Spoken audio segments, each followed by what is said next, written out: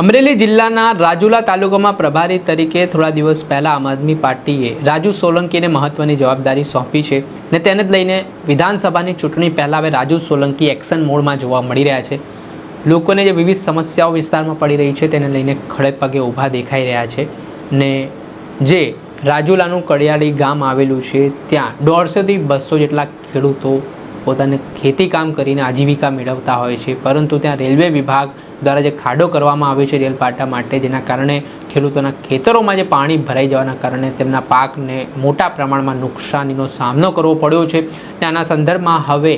આમ આદમી પાર્ટીના નેતા રાજુ સોલંકી મેદાને આવ્યા છે। તેમણે રેલવે વિભાગને આ મામલે પત્ર લખીને જે ખેડૂતોને આર્થિક નુકસાન થયું છે તે મામલે વળતર ચૂકવવાની માંગ કરી છે। સાથે જ આ જે સમસ્યા ઘણા સમયથી ચાલી રહી છે, રેલવે વિભાગ દ્વારા જે કામગીરી કરવામાં આવી રહી છે અને જે ખેડૂતોને ત્યાંના નુકસાન થઈ રહ્યું છે તે બાબતે તેમણે રેલવે વિભાગ કચેરીને પત્ર લખીને આ જે કામગીરી છે તે મામલાના સંદર્ભમાં જે પાણીનું વહેણ રેલવે ફાટાથી ખેડૂતોના ખેતરમાં જાય છે તે બંધ કરવા માટેની માંગ કરી છે ને તેમણે ચીમકી આપી છે કે જો આગામી સમયમાં રેલવે વિભાગ દ્વારા આ ઘટનાની ગંભીરતા નહીં લે તો પછી ત્યાંના સ્થાનિક લોકોને સાથે રાખીને તેઓ રેલવે અટકાવીને વિરોધ નોંધાવશે।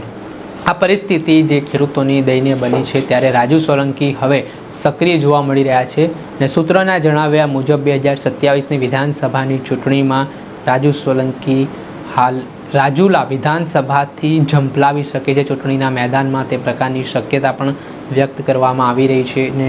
કોળી સમાજમાં તેમનું પ્રભુત્વ પણ છે। જે માંધાતા કોળી સમાજ ગ્રુપના તેઓ ગુજરાતના પ્રમુખ પણ છે ને તેઓ કોળી સમાજના મુદ્દે આક્રમક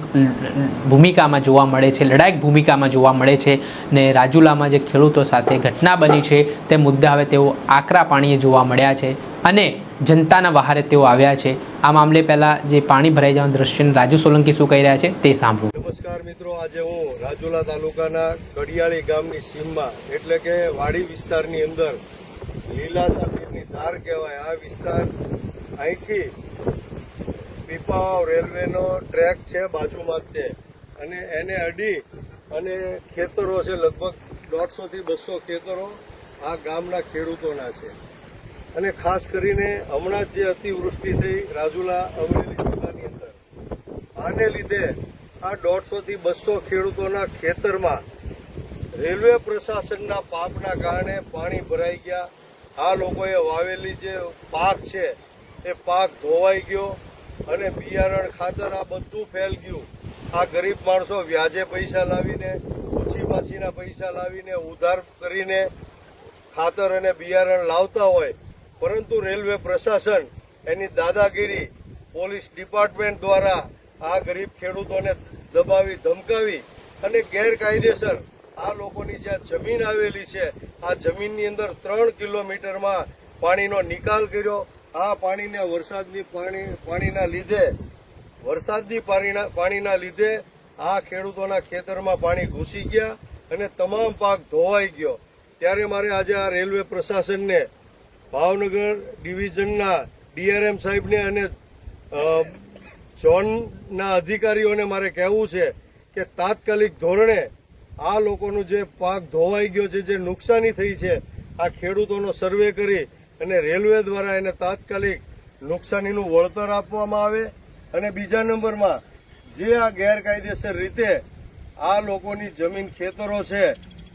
ત્યાંથી પાણી છોડે છે એના લીધે 3-3, 4-4 ફૂટ પાણીનો જે નદીનું વહેણ નીકળે છે આ તાત્કાલિક બંધ કરવામાં આવે। અન્યથા જો આનું પરિણામ નહીં આવે તો આવનારા દિવસોમાં, આવતા સોમવારે આ તમામ 200 થી 250 ખેડૂતો, એના પરિવારો અને આ કડિયાળી ગામના લોકો ભેગા મળી અને અહીંથી જેટલી ટ્રેનો ચાલુ થશે, જેટલી ટ્રેનો નીકળશે પીપાવાવથી, આ તમામ ટ્રેનો ટ્રેક ઉપર રોકી દેવામાં આવશે અને રેલ રોકો આંદોલન કરવા માટે ખેડૂતો અને આ ગામના લોકો મજબૂર બનશે એવી મારી રેલવે પ્રશાસનને ખાસ કરીને આ વિડીયોના માધ્યમથી ચીમકી છે। તો ખાસ કરીને તાત્કાલિક ધોરણે આ ખેડૂતોની અને આ ગામ લોકોની યોગ્ય માંગણી સ્વીકારાય એવી આપ સાહેબ પાસે નમ્ર વિનંતી છે। આભાર। ભારત માતા કી જય, વંદે માતરમ। જ્યાં આપણે સાંભળ્યા હતા આમ આદમી પાર્ટીના નેતા રાજુ સોલંકી તેમણે ખેડૂતો માટે લડી લેવાની તૈયારી દર્શાવી છે ને તેઓ દ્વારા હવે જે જ્યાં જ્યાં સમસ્યા પડી રહી છે ત્યાં લોકો વચ્ચે જઈ રહ્યા છે, લોકોને મુલાકાત કરી રહ્યા છે ને તેઓ 2027 ચૂંટણીમાં હવે પૂર્વ તૈયારીના ભાગરૂપે પણ જોવા મળતા હોય તેવું દેખાઈ રહ્યું છે ને જનતાના જનપ્રતિનિધિ જો તેઓ બને છે તો આગામી સમયમાં વધુ અસરકારક કામગીરી કરે તો નવાઈ નહીં તેવું પણ ચર્ચાઈ રહ્યું છે. દર્શક મિત્રો, આવા જ વિડીયો જોવા માટે સ્કાયનેટ મીડિયા જોતા રહો, લાઇક કરો અને વધુમાં વધુ શેર કરો.